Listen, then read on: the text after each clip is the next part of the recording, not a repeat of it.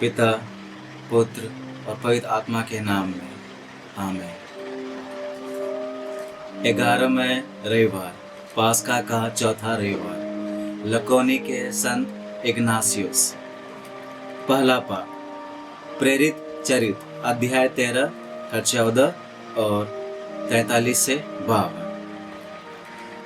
पौलुस और बरनबास पेरगे से आगे बढ़कर पिसिदिया के अंताकिया पहुंचे। वे विश्राम के दिन सभागृह में जाकर बैठ गए। सभा के विसर्जन के बाद बहुत से यहूदी और भक्त नवदीक्षित पौलुस और बरनबास के पीछे हो लिए। पौलुस और बरनबास ने उनसे बात की और आग्रह किया कि वे ईश्वर की कृपा में दृढ़ बने रहे। अगले विश्राम दिवस नगर के प्राय सब लोग ईश्वर का वचन सुनने के लिए इकट्ठे हो गए। यहूदी इतनी बड़ी भीड़ देखकर ईर्ष्या से जल रहे थे और पौलुस की निंदा करते हुए उसकी बातों का खंडन करते रहे। पौलुस और बरनबास ने निडर होकर कहा, ये आवश्यक था कि पहले आप लोगों को ईश्वर का वचन सुनाया जाए, परंतु आप लोग इसे अस्वीकार करते हैं और अपने को अनंत जीवन के योग्य नहीं समझते। इसलिए हम अब गैर यहूदियों के पास जाते हैं। प्रभु ने हमें ये आदेश दिया है, मैंने तुम्हें राष्ट्रों की ज्योति बना दिया है, जिससे तुम्हारे द्वारा मुक्ति का संदेश पृथ्वी के सीमांतों तक फैल जाए। गैर यहूदी यह सुनकर आनंदित हो गए और ईश्वर के वचन की स्तुति करते रहे। जितने लोग अनंत जीवन के लिए चुने गए थे, उन्होंने विश्वास किया और सारे प्रदेश में प्रभु का वचन फैल गया।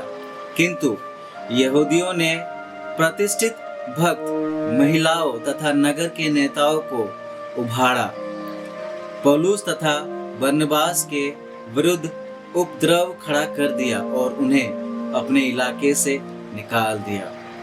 पौलुस और बरनबास उन्हें चेतावनी देने के लिए अपने पैरों की धूल झाड़कर इकोनियुस चले गए।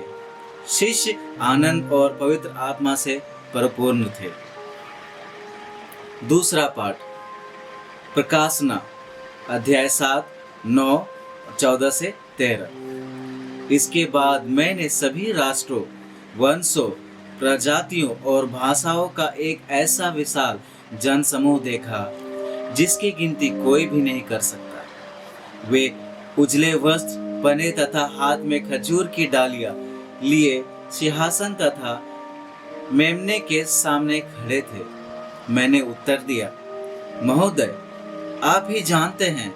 और उसने मुझसे कहा, ये वे लोग हैं जो महासंकट से निकलकर आए हैं। उन्होंने मेमने के रक्त में अपने वस्त्र को धोकर उजले कर लिए हैं। इसलिए ये ईश्वर के सिंहासन के सामने खड़े रहते हैं और दिन रात उसके मंदिर में उसकी सेवा करते हैं। वो जो सिंहासन पर विराजमान है, इनके साथ निवास करेगा। इन्हें फिर कभी ना तो भूख लगेगी और ना प्यास। इन्हें ना तो धूप से कष्ट होगा और ना किसी प्रकार के तप से, क्योंकि सिंहासन के सामने विद्यमान मेमना इनका चरवाहा होगा और इन्हें सजीवन जल के स्रोत के पास ले चलेगा और ईश्वर उनकी आंखों से सब आंसू पोंछ डालेगा। सुसमाचार योहन अध्याय 10, 27 से 30। मेरी भेड़ें मेरी आवाज पहचानती है, मैं उन्हें जानता हूँ और वो मेरा अनुसरण करती है। मैं उन्हें अनंत जीवन प्रदान करता हूँ उनका कभी सर्वनाश नहीं होगा और उन्हें मुझसे कोई नहीं छीन सकेगा। उन्हें मेरे पिता ने मुझे दिया है, वो सबसे महान है। उन्हें पिता से कोई नहीं छीन सकता। मैं और पिता एक हैं। चिंतन। आज इस दुनिया में विभिन्न समस्याओं के मद्देनजर लोग दो तरह की कठिनाई परिस्थितियों का सामना करते हैं। गरीबी, बेरोजगारी, बीमारी इत्यादि आर्थिक समस्याएं हैं। वही लोगों के द्वारा दुत्कारा जाना, सम्मान न पाना इत्यादि मनोभाविक समस्याएं हैं जो हमारे जीवन को अव्यवस्थित कर देती है। हम चिंता, जलन, ईर्ष्या और द्वेष के शिकार हो जाते हैं।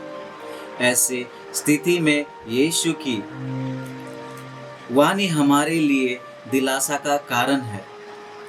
ये रे अध्याय 1:5 कहता है, मैंने तुमको जान लिया। इस जानने का अर्थ है प्यार करना। ईश्वर ने अवश्य ही हम लोगों को बड़े ही प्यार से हमारे माता के गर्भ से चुन लिया है। जब हम ये महसूस करते हैं कि हम ईश्वर के हैं, वे हमारी रक्षा करते हैं और हम आर्थिक और मनोभाविक कठिनाइयों का सामना करने के काबिल हो जाते हैं। संत पौलुस और बरनबास इन्हीं कारणों से जीवन की कठिनाइयों का सामना करते हुए आनंदित होते हैं। जब तक हम ईश्वर की उपस्थिति को महसूस नहीं करते, हम असुरक्षित रहते हैं। अतः आज हम अपने जीवन में उनकी उपस्थिति के लिए प्रार्थना करें। अनुवाक्य। हम उसकी प्रजा, उसके चारागाह की भेड़ें हैं। जय घोष। Hallelujah, hallelujah. प्रभु कहते हैं, भला गड़ेड़िया मैं हूँ, मैं अपनी भेड़ों को जानता हूँ और मेरे भेड़े मुझे जानती है। हालेलुया। पिता, पुत्र और पवित्र आत्मा के नाम में आमीन। ईश्वर को धन्यवाद।